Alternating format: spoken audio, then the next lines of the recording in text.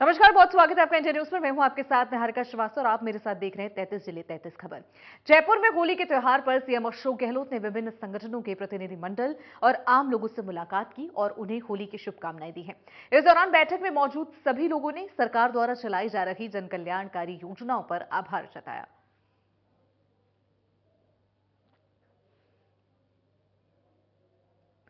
जयपुर से ये तस्वीर आपको दिखा रहे सीएम आवास पर होली की धूम नजर आई। आपको बता दें, प्रतिनिधिमंडल से सीएम ने मुलाकात की, साथ ही कई आम जनता से भी मुलाकात की है और सभी को होली की शुभकामनाएं देते हुए नजर आए। सबसे हाथ मिलाते नजर आ रहे सीएम अशोक गहलोत। लोग उनसे मिलकर काफी खुश नजर आ रहे।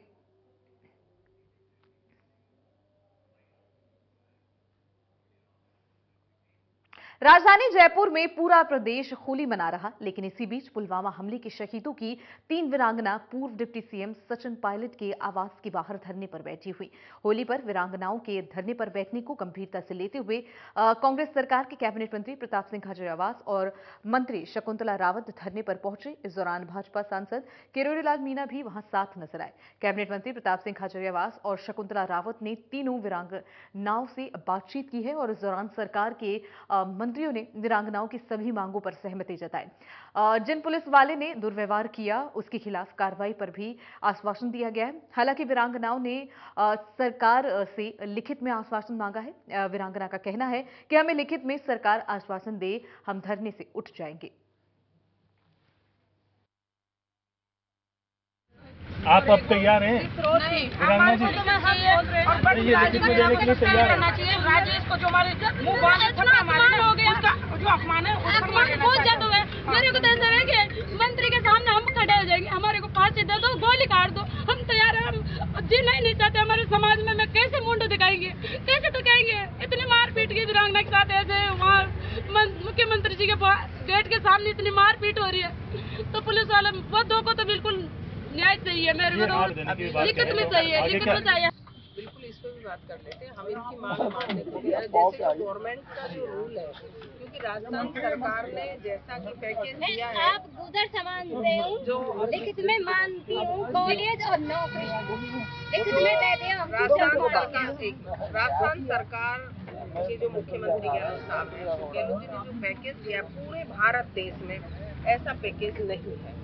सबसे ज्यादा, और जैसे पुलवामा को वो उसमें भी 25 से सीधा ही 50 लाख का पैकेज वीरांगनाओं के लिए कर दिया और उनके बच्चों को या पत्नी को सरकारी नौकरी देने का किया घोषणा, माँ बाप के लिए किया। तो ये सारी जो हुई ऐसी पूरे भारत देश में कहीं नहीं है जैसी कि राजस्थान सरकार ने जो घोषणाएं की है। अब ये कह रही है कि भाई ना तो हम बच्चों को नौकरी चाहते हैं, ना हम खुद नौकरी करना चाहते हैं। ये अपने फैमिली मेंबर जो है इनके लेबर, उनकी नौकरी के लिए कर रहे हैं। तो उसमें रिलैक्सेशन सरकार किस तरीके से कोई नया उसमें नियम लगा करके दे सके। और बाकी इनकी है कॉलेज का नामकरण की बात है और उनकी एक मूर्ति चौराहे के पास में कहीं पर भी लग सकती है। सम्माननीय मंत्री महोदय प्रताप सिंह जी हमारे साथ हैं, जो पहले सैनिक कल्याण बोर्ड में रहे भी हैं, और किरोड़ीलाल जी भी साथ में सांसद हैं। तो हमारी जो सरकार कर सकती है, शायद ऐसा पैकेज पूरी भारत देश में नहीं है। फिर भी अगर उसमें इनकी मांग है स्पेशल, तो हम उसमें शिथिलता बरतते हुए और कानूनन किस तरीके से इनकी मांगों को हम पूरा कर सकते हैं। बाकी ये कह रही है कि लिखित में देंगे, तो हम आपस में बात कर लेते हैं। ये कह रहे हैं कि साहब पहले किसी ने घोषणा करी थी, पहले ना तो प्रताप सिंह जी ने करी, ना शकुंतला रावत ने करी, मैंने तो करी नहीं। मैं तो जो बोलती हूँ या तो काम, ऐसा कोई घोषणा हम करते नहीं है, करते हैं तो उस काम को पहले कर देते हैं। और हमने पूछ भी लिया है, मैंने बात भी करी थी, शाहपुरा बोले वो बाउंड्री के लिए, और पैसा पड़ा भी है DRDA में। आलोक जी ने, एक सेकंड, आलोक जी ने दे रखा है, इनके क्षेत्र का मैटर, आलोक जी ने दे भी रखा है। बाकी और भी जो काम होंगे, तो शहीद हमारे लिए, शहीद की वीरांगनाओं के लिए सरकार प्रथम नंबर पे है। अगर कोई शिथिलता भी करना पड़ा तो उसमें करेंगे, बात करके। उसमें ऐसा कोई नहीं है कि हम अपने वादे से मुकरेंगे। बात करके हम जो इनकी मांगे हैं कि लिखित में लेना चाहती हैं, इनको क्या किस तरीके से, जो मुख्यमंत्री महोदय ने तो जो सन यानी कि चाहे 62 में हो, 65 में हो, चाहे 47 में हो, उनको भी नौकरी देने की बात करी है। तो हमारी सरकार कहीं भी शहीदों के लिए कड़ा रुख नहीं अपनाएगी, बिल्कुल नरम रुख अपनाएगी और हमारा प्रयास रहेगा। और मैं तो आप सबके माध्यम से, पूरा राजस्थान देख रहा है, प्रताप सिंह जी ने बोला है और मैं बोल रही हूँ कि महिला होने के नाते हमने भी यही करा है। मैंने सोचा हो गया होगा अभी तक तो इनकी मांगों को पूरा करने का प्रयास करेंगे और जो इनकी मांगे एक एक करके जो भी अभी मांग और आ रही है तो उनका भी करने का। थोड़ा पीछे जाओ आप। हाँ बस ठीक है। 28 फरवरी, 4 मार्च और 6 मार्च, और उसमें प्रमुख रूप से एडिशनल एसपी भरतलाल मीणा और सरोज धायल। एडिशनल एसपी भरतलाल मीणा विधानसभा के सामने जो हाथापाई हुई उनको उठा के पटक लो उसमें थे, और सरोज धायल और उसके मातहत मुख्यमंत्री आवास के सामने जो उनके साथ बदतमीजी हुई है, चोटी पकड़ के सड़क पे खींचा है, नीचे भी मारा है, इनकी जो है साड़ी भी गिर गई थी, छोटी सी बच्ची भी फंसी। ये जो हुआ है सारा देश देख रहा है। वो है सरोज धायल और उसके मातहत का तो पता लगाने में टाइम लगेगा। भरतलाल मीणा में तो कोई दिक्कत है नहीं, मातहत में समय लगेगा, सरकार जांच कर ले। लेकिन जो इनकी मांग है कि हम आए थे मान सम्मान मांगने, हमको मिला अपमान, तो ऐसे अधिकारी को निलंबित करो, सस्पेंड करो। और अधिकतर मांगों के लिए सरकार तैयार हो ही गई है कि इनके 250 मीटर की सड़क, बाउंड्री, देवर को नौकरी, उसको और अपने इंद्रावली वाली को उसके देवर की नौकरी और उसके कॉलेज का नामकरण, उसके चौराहे पे मूर्ति और इसकी 2 किलोमीटर की सड़क, यही बाड़मेर में विधायक मदन प्रजापत का होली पर अनोखा अंदाज देखने को मिला। मदन प्रजापत ने अपने बालोतरा आवास पर चंग की थाप पर होली के गाने गाए और राजस्थानी साफा पहनकर जमकर थिरकते नजर आए। इस दौरान उनके साथ कार्यकर्ता और भारी संख्या में ग्रामीण मौजूद रहे। सभी ने एक दूसरे को रंग लगाकर होली की शुभकामनाएं दी हैं।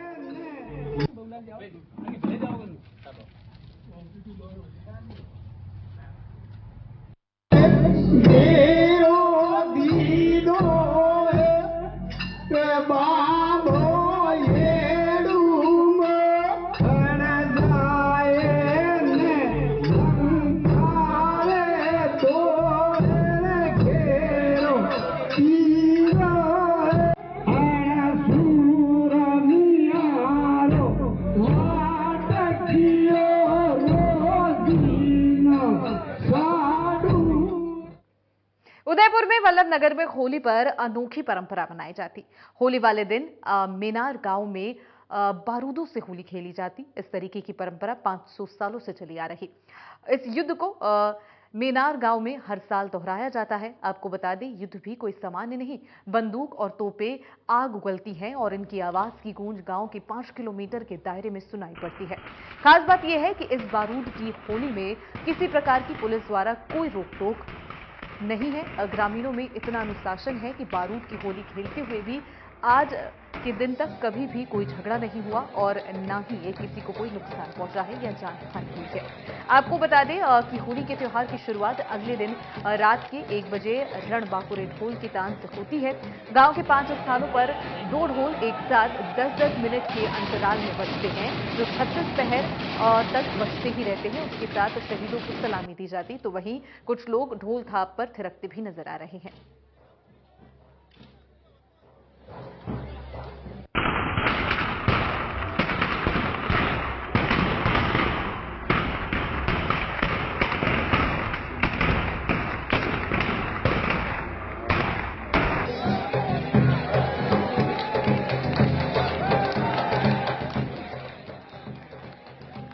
वल्लभ नगर से ये तस्वीर आपके टीवी स्क्रीन पर है। आपको बता दें 500 साल से ये परंपरा चली आ रही है, जहां पर आपको बता दें बारूद से होली खेली जाती है। आपको ये तस्वीरें दिखा रहे हैं और जहां पर एक बार जब ये शुरू होती है तो लगभग कई घंटों तक इसी तरह ये अनोखी परंपरा चलती रहती है। लोग यहाँ पर शहीदों को सलामी देते नजर आते हैं। आग और बारूदों से यहाँ पर होली खेली जाती है, तो अनोखी परंपरा यहाँ उदयपुर के वल्लभ नगर में निभाई जाती है।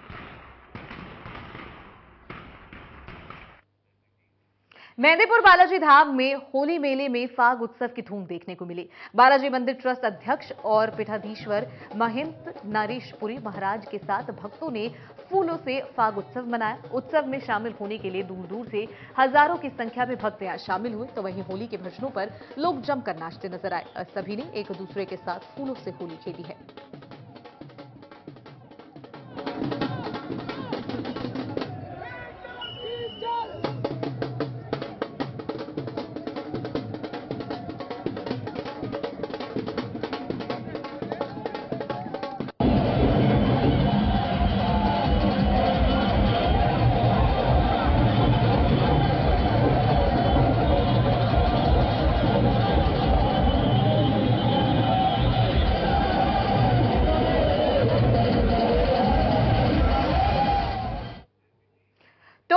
मालपुरा में होली की खुशियां उस समय मातम में बदल गई जब 3 किशोर के कुंड में डूबने की खबर सामने आई है। आपको बता दें, कुंड में डूबे नाबालिगों में से एक की मौके पर मौत हो गई तो वहीं 2 की जान बचाई गई है। सभी किशोर होली खेलने के बाद कुंड में नहाने के लिए गए थे। मौके पर पहुंची पुलिस ने घायलों को अस्पताल में भर्ती कराया तो वहीं मृतक नाबालिग का पोस्टमार्टम कराने के बाद शव परिजनों को सौंपा गया है।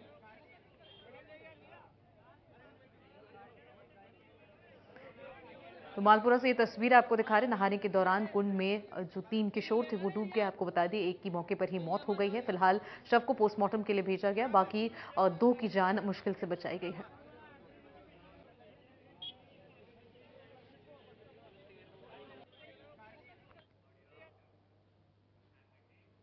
बीकानेर के बॉर्डर इलाके में एक बार फिर पाक की नापाक हरकत सामने आई। बीएसएफ के जवानों ने सतर्कता दिखाते हुए ड्रोन के जरिए हेरोइन की सप्लाई की खेप के साथ 2 तस्करों को गिरफ्तार किया। इनके पास से 2 किलो 600 ग्राम हेरोइन बरामद की गई, जिसकी कीमत लगभग 12 करोड़ बताई जा रही। तो वहीं पुलिस ने भी हेरोइन को खेप मामले में 2 और लोगों को गिरफ्तार कर लिया है। बता दें कि हेरोइन की सप्लाई पाकिस्तान से की गई है। जब बीएसएफ के जवानों ने ड्रोन को देखा तो उसे मार गिराया, जिसके बाद हेरोइन खेत में गिर गई।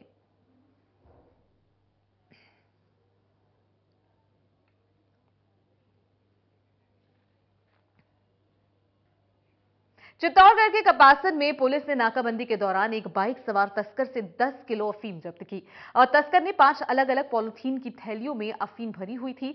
बता दें कि त्योहार को ध्यान में रखते हुए एसपी राजेंद्र दुष्यंत के आदेश पर जगह-जगह चेकिंग अभियान चलाया जा रहा। फिलहाल पुलिस आरोपी तस्कर से पूछताछ करने में जुटे हुए हैं। तो आपको ये तस्वीरें दिखा रहे, 10 किलो अफीम के साथ एक व्यक्ति को गिरफ्तार किया गया। तस्वीरें आपको दिखा रहे हैं। आपको बता दें, होली को ध्यान में रखते हुए जगह जगह इस तरह के अभियान चलाए जा रहे हैं जहां पर चेकिंग हो रही है सख्ती से, और वहीं इसी सख्ती में बाइक पर ये जो तस्करी कर रहे थे ये गिरफ्तार हुए हैं। आपको बता दें, अलग अलग पॉलिथीन में इन्होंने काफी ज्यादा अफीम अपने साथ रख रखा था जिसकी तस्करी ये कर रहे थे। आपको बता दें, पुलिस को ये बड़ी सफलता मिली है। 10 किलो अफीम के साथ एक व्यक्ति भी गिरफ्तार हुआ।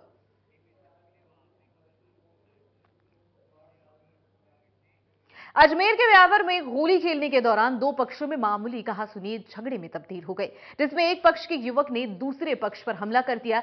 इसमें एक युवक की मौत हो गई। सूचना पर पहुंची पुलिस ने घायल अवस्था में युवक को अस्पताल में भर्ती करा दिया, लेकिन इलाज के दौरान उसकी जान चली गई। तो वहीं घटना के बाद लोगों में भारी आक्रोश देखने को मिल रहा।